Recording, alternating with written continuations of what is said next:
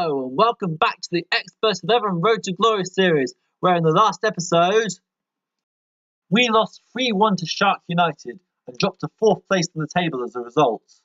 Our season now is one of battling against relegation instead of competing for promotion with just 3 games left to go. And in today's episode we're going to be against Kyotiez Killerz, one of the strongest teams in this entire division.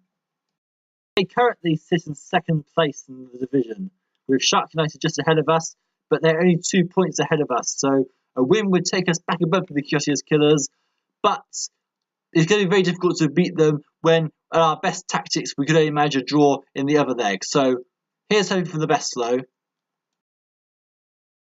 The Killers have a very, very strong squad indeed, as you've already seen. It is pretty much identical to our last encounter. Dave Reese in goal for Kyotiez Killerz, the 18-bar goalkeeper, with a very, very powerful defence in front of him, the trio of Haluk Bozkurt, Gennaro Pasotto, and Muslim Kirkabata. Midfield, Tony Bjorkwold and Simarori Costa. Up front, Armin Just is the main threat. However, the Kyotiez Killerz are currently the only team in this division still in the cup.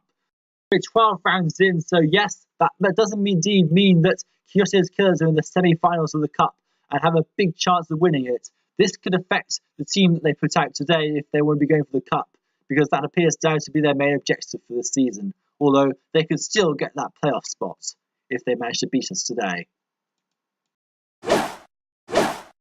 Let's have Ray Tataw Eta suspended, so the lineup is Ant Connolly in goal, a back four Pim van der Kruis, Ibrahim Qamara, Aquila Santa Maria and Devin Reilly. In midfield, Pierre Of Hesslink, who's coming back into the team for perhaps one final appearance for the club to make up for our deficit in strength. Azrat Zairi, Alvito Roma and Raymond Hargreaves. Up front is Celso Mota.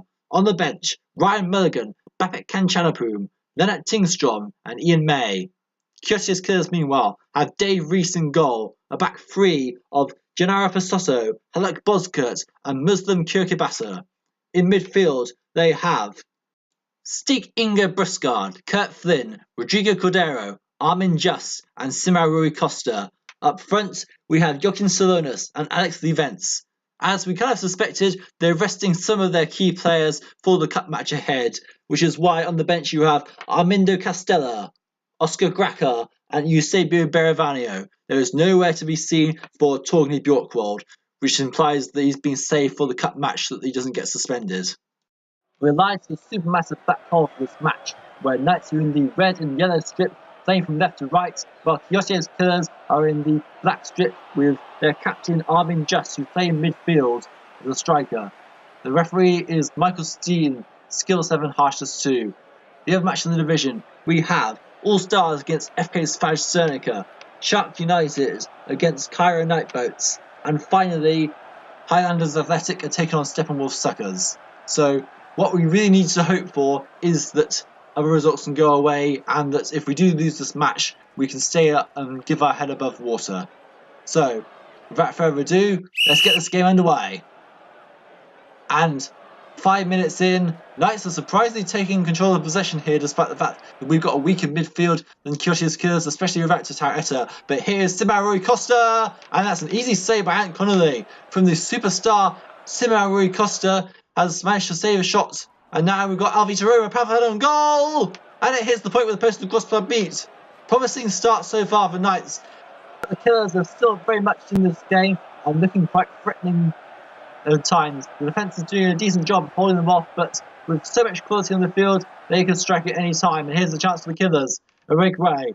We've got Rodrigo Cordero tries to space the ball left the goalkeeper, and he scores! Rodrigo Cordero gives Kyotiez Killerz the lead, and Knights of Sardinia are on for their 3rd consecutive defeat.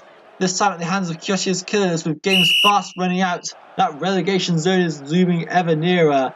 As the end of the first half, Knights of Sardinia are 1-0 down to Kyotiez Killerz, who have had 2 chances compared to just 1. However, Knights have actually had a bit more possession than the Killers. Surprisingly, this may be due to the fact that Armin Just is playing midfield and Torgny Bjorkwold isn't even on the bench. So their midfield is somewhat reduced in skill. So this is not the full strength Kyotiez Killerz team, but it's still pretty dangerous.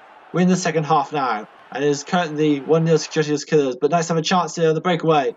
on the hand on goal. It's Raymond Hargreaves, and he scores! Raymond Hargreaves has scored! A priceless equaliser that could be.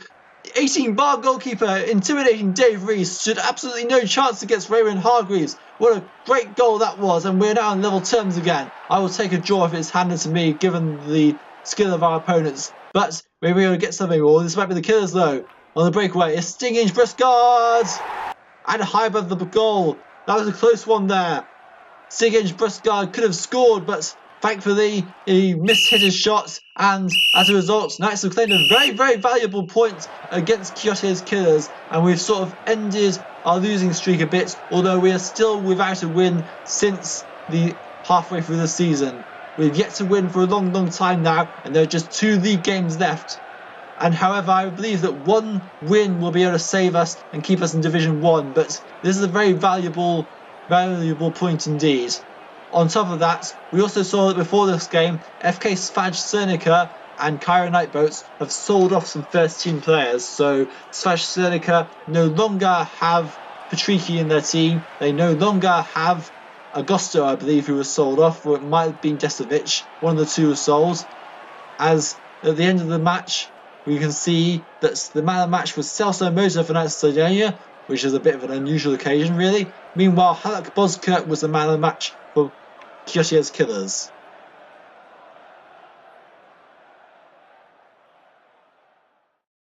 So, after that round, we have a decent chance. Let's go through that a bit, because we didn't quite get as much right as we did in the previous game against the Killers. And that's fair enough. I don't think I could have seen Armin just being their playmaker. But that may have played into our favour somewhat, because they didn't get our playmaker either. We managed to avoid having our own playmaker marks, and as a result, our team did fairly well against the Killers. Although, that said, we did play on the defensive at home, because I thought that's probably what we should have done against Shark United if we were going to be outskilled. And it was the right thing to do in the end, because the Killers, well, they didn't really create much, and we were able to get a priceless equaliser that allows us to keep our place in mid-table, and hopefully we can secure our place in Division 1 soon, because we're not out of the woods yet. In fact, we're still technically in contention for the playoff place. That is very interesting indeed. This has been a very ultra-tight division, and is coming towards the end. Just 2 games to go. Next up against Highlanders Athletic is a game that I'm going to be targeting for a win. With FK Svaj Cernica and Cairo Nightboats having both weakened their squads, I am now a bit more optimistic over our survival in this division, definitely. Team of the week is Stefan Geist of the All-Stars in goal. A back 4 of Luck Bozkurt, Kyotiez Killerz, as Alexander Cunha, the All-Stars, Cassio Brum, the All-Stars, and Hubert Koscian, Shark United. In midfield, Mark Wheatman, Shark United, Saki Rakatuji, the All-Stars, Alvaro Nascimento, Shark United, and Basil Helmsford, the All-Stars. Up front, Andy Halliday, Shark United, and Celso Moto, Knights of Sardinia UFC. We've got a player back in there, that's good to see.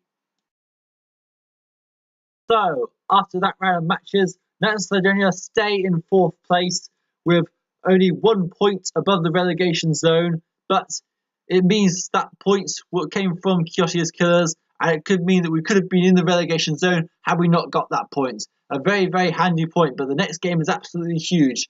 Highlanders Athletic have just come out of the relegation zone, and we really need to win the next game if we're to stand a good chance of surviving in this division.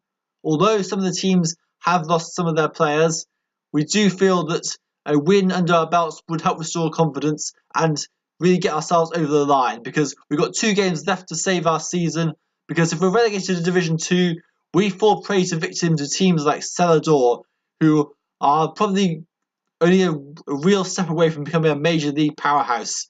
If we have to face them too early, it can be a bit disastrous for our prospects of reaching the Ultimate League top flight. And I want to do that by at least next season, at the very latest. Anyway, that's it for this episode. In the next episode, I will be taking on Highlanders Athletic.